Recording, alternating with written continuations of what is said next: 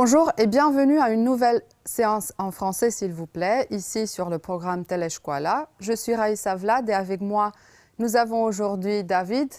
Bonjour David. Bonjour.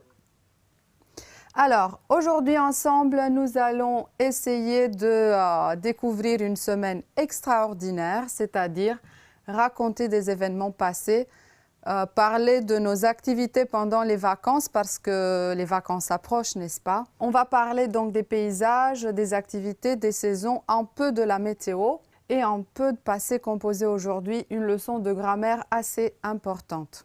Alors David, où est-ce que tu préfères passer tes vacances, les vacances d'hiver bien sûr? Je préfère passer mes vacances à la montagne.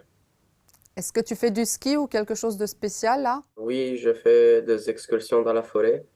D'accord, tu fais des randonnées dans la forêt. Ok.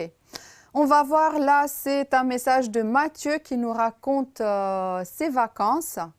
David, tu nous aides avec la lecture, s'il te plaît? Oui. Cher ami, je suis en vacances avec ma famille depuis une semaine. Nous sommes arrivés ici lundi par le train. Nous sommes logés dans un petit hôtel près de la forêt. Je l'adore tout le jour. Nous avons fait des activités qui m'ont beaucoup plu. Mardi, par exemple, nous avons fait une randonnée. Jeudi, je fais de l'escalade. Et hier, nous sommes allés visiter une réservation d'ours. Il faisait beau et nous avons pu profiter de la visite.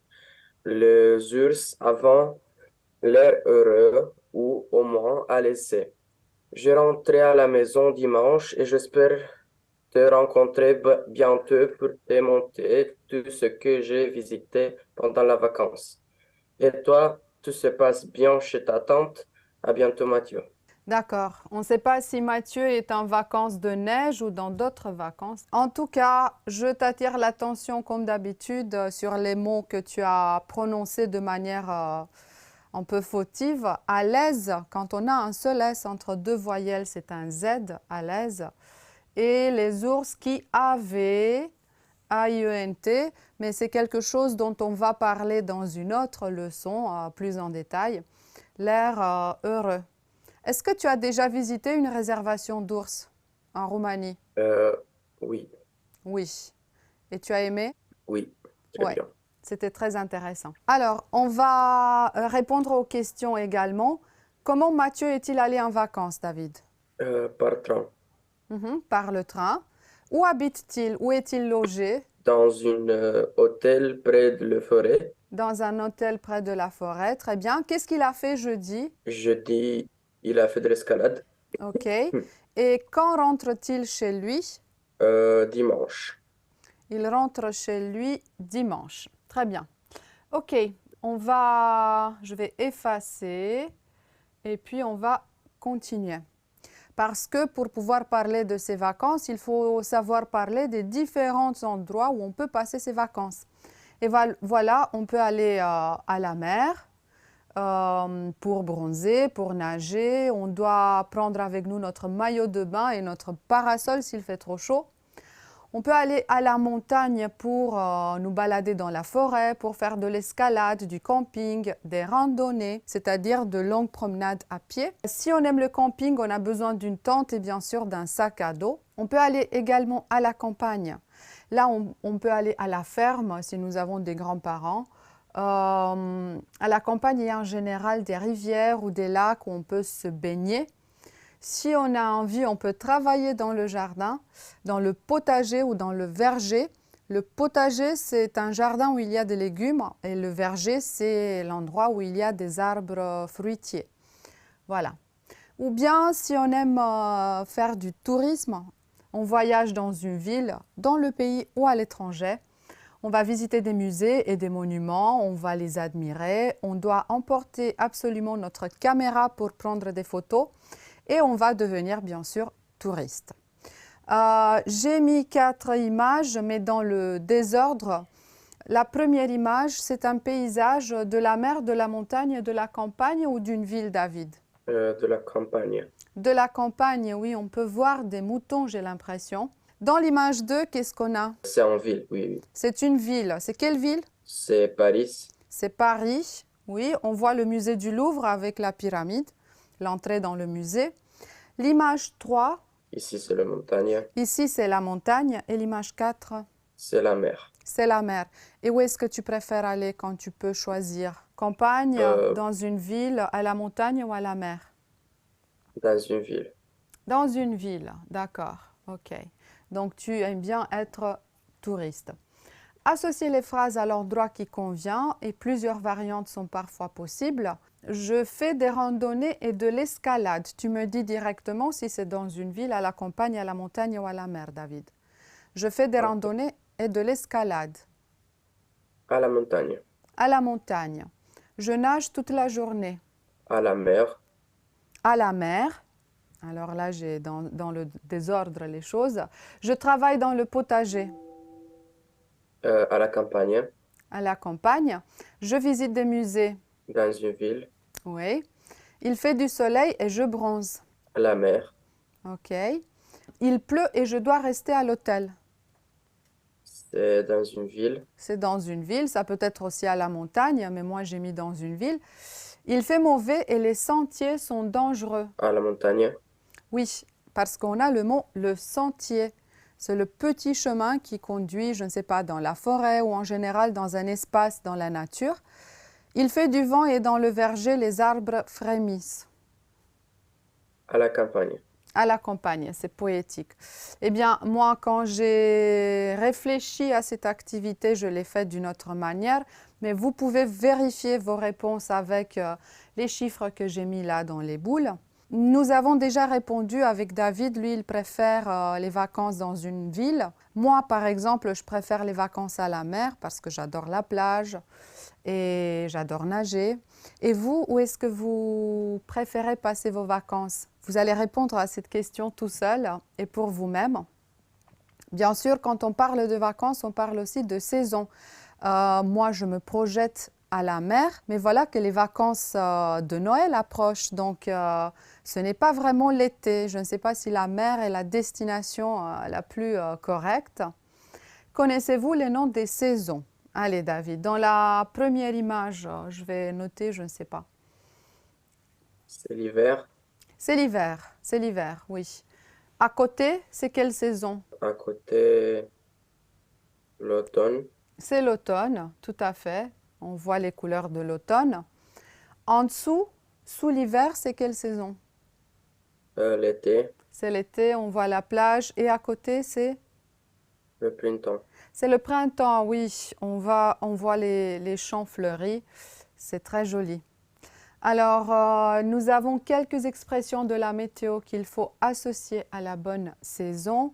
Et on commence par l'automne. Quelles sont, à ton avis, David, les expressions de la liste qui conviennent à cette saison? Il fait froid.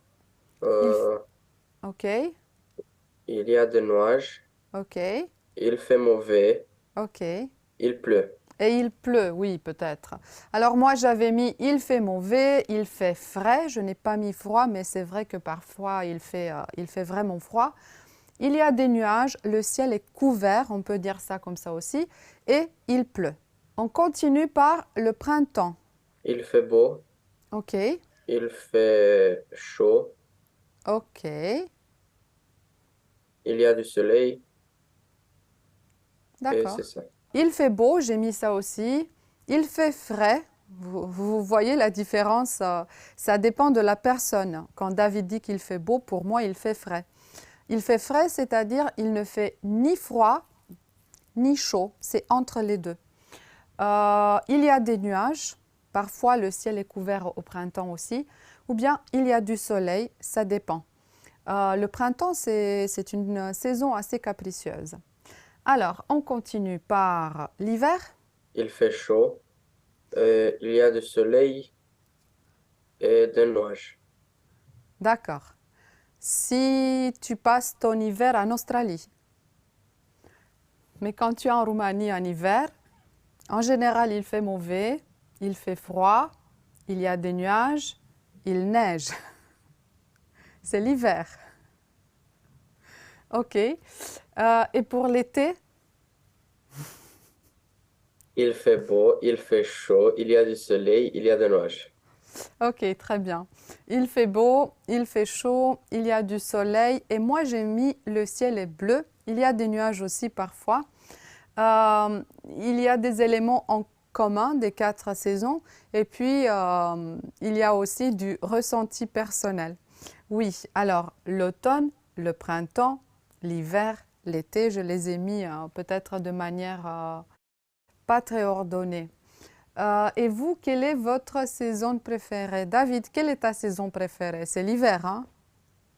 Oui, Pourquoi? Parce qu'il fait beau? oui. Ok, maintenant sérieusement, quelle est ta saison préférée? L'hiver, car il neige et on a le Père Noël. Ah, d'accord. L'hiver, car il neige et il y a les fêtes d'hiver. Il y a le Oui, Noël, il y a les cadeaux, le sapin et tout ça. D'accord. Moi, je préfère l'été parce qu'il y a les vacances. Voilà, je l'ai dit, c'est comme ça. Bon, et là, on passe à des choses très sérieuses. Il s'agit de la grammaire. Raconter des événements passés. Et si vous avez fait attention, vous avez vu dans le texte ces expressions, le texte lu par David. Il faisait beau, les ours avaient l'air heureux. Et je suis sûre que vous avez bien sûr identifié les verbes. Il faisait, les ours avaient l'air. Nous sommes arrivés lundi et j'ai fait de l'escalade. Toutes ces 4 phrases sont au passé, mais les fonctions des verbes sont différentes ou leur rôle au niveau de la phrase. D'un côté, nous avons là ce qui s'appelle l'imparfait et là, nous avons ce qu'on appelle le passé composé. 2 temps très utiles pour raconter des événements passés. On va utiliser l'imparfait pour créer le cadre, pour la description, pour quelque chose qui se répète dans le passé. Et on va utiliser le passé composé pour évoquer des événements précis, du passé, des événements ponctuels. Bon, l'imparfait, c'est une autre discussion. C'est pour un peu plus tard. J'aimerais bien détailler avec vous aujourd'hui le passé composé surtout. Mais là, l'imparfait, on le retient un tout petit peu. On se dit, on va l'étudier cette année, mais un peu plus tard. Pour le cadre, pour la description, pour des actions qui se répètent. Par contre, le passé composé, c'est un peu plus utile parce que je peux l'utiliser dans n'importe quelle circonstance. Alors, je vous ai dit l'imparfait pour plus tard. Le passé composé, observez les phrases. J'ai mangé mon petit déjeuner tout seul. Tu as pris ton déjeuner à la cantine. Il a grossi pendant les vacances. Elle est allée à la piscine samedi. Nous sommes rentrés des vacances. Vous avez regardé ce film ensemble. Ils sont venus chez nous hier. Elles ont fait du sport au collège. Comme il s'agit du passé composé, il est composé de 2 mots. Nous avons un auxiliaire qui est conjugué au présent.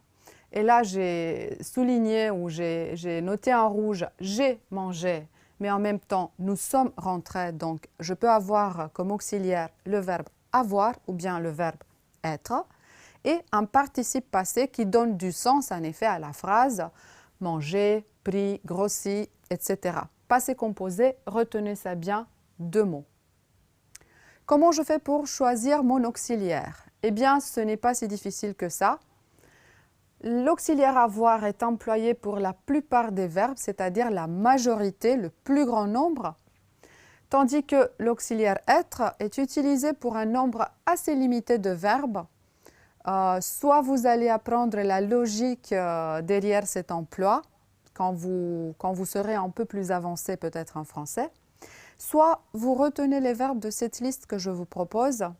Aller, arriver, entrer, rentrer, sortir, venir, revenir, devenir, partir, monter, descendre, tomber, naître, mourir, rester et tous les verbes pronominaux. Verbes pronominaux, c'est-à-dire verbes qui ont un se à l'infinitif, se laver, se réveiller, se cacher, etc. On va vous dire qu'il s'agit là de verbes qui supposent un mouvement en général, ou bien nous avons 3 verbes d'état, naître, mourir, rester. En effet, c'est un peu plus que ça en grammaire. Retenez la liste pour faire simple. Bon, on a choisi notre auxiliaire, c'est le moment de former le participe passé. Là aussi, il y a du simple au complexe. Nous avons les verbes en ER qui forment le participe passé en E accent aigu, comme parler, parler, écouter, écouter, regarder, regarder, aller, aller. Il n'y a pas de différence au niveau de la prononciation.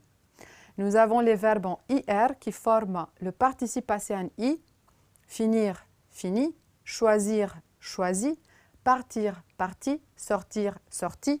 J'ai fait exprès de mettre là des verbes du deuxième groupe, finir et choisir, et des verbes du troisième groupe, partir et sortir, parce que les verbes en IR peuvent être dans n'importe quel groupe pour avoir, disons, cette terminaison du participe passé. Par contre, quand on arrive au troisième groupe, au verbe irrégulier, IR, RE, OIR, comme vous savez, il y a une multitude de participes passés. De nouveau, nous allons les apprendre par cœur. Voilà. Le français, une langue poétique parce que le français nous propose toujours des choses à apprendre par cœur. Et là, j'ai fait une petite liste. Elle n'est pas complète, bien sûr. Il y a les quelques verbes les plus fréquents, disons, du français. Venir, venu, être, été, prendre, pris, faire, fait, dire, dit, mettre, mis, lire, lu. Vous pouvez même chanter les verbes. Avoir, eu, pouvoir, pu, vouloir, voulu, voir, vu, recevoir, reçu. Voilà. Quelques-uns des verbes les plus importants du français. Enfin, nous avons choisi l'auxiliaire, nous avons formé le participe. Est-ce qu'il y a encore quelque chose en plus? Pourquoi est-il important de savoir si un verbe va se servir de l'auxiliaire avoir ou bien de l'auxiliaire être? Eh bien, il est important parce que quand on emploie l'auxiliaire avoir, on ne fait pas l'accord du participe passé. C'est-à-dire, le participe passé ne change pas de forme dans la conjugaison. Il garde sa forme fixe. Et je vais dire « j'ai regardé »,« tu as regardé »,« il a regardé »,« nous avons regardé »,« vous avez regardé »,« ils ont regardé ». Et à chaque fois, « regarder » va s'écrire de la même manière. Par contre, quand je vais utiliser l'auxiliaire « être », je vais être obligé, forcé, d'accorder le participe passé avec le sujet. Et quand le sujet est au féminin, je vais ajouter un « e » au participe passé, comme « elle est montée dans sa chambre », double « e ». Quand le sujet est pluriel, je vais ajouter un « s » au participe passé, comme dans « nous sommes arrivés à temps ». Ils sont sortis ensemble.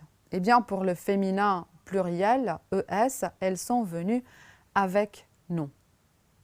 Les choses peuvent avoir l'air compliquées, mais ce n'est pas le cas si vous avez envie, si vous faites assez d'exercices, si vous essayez de mémoriser un peu les participes et tout ça, ça va devenir très très simple. Alors, petite activité, choisissez l'auxiliaire correct. Pour les verbes ci-dessous, il faut les placer dans la bonne colonne et en même temps, il faut placer dans la bonne colonne le participe passé. Donc, exercice à double entrée. David, pour aimer, tu dis auxiliaire, participe. C'est auxiliaire avoir. Et participe? Le participe, c'est aimer. Ok. Un peu plus vite.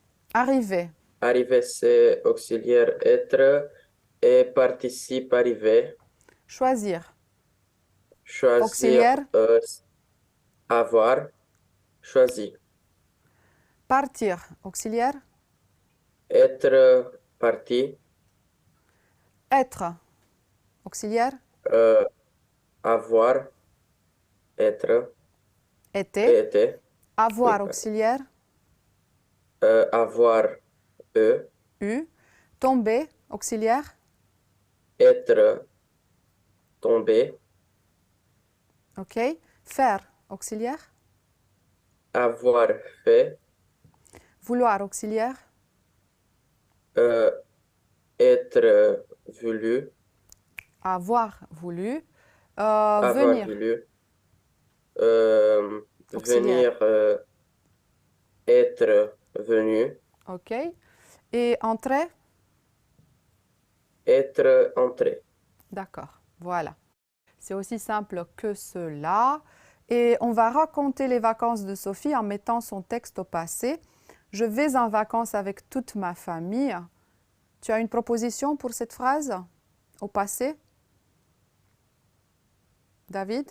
Euh, oui. L'auxiliaire.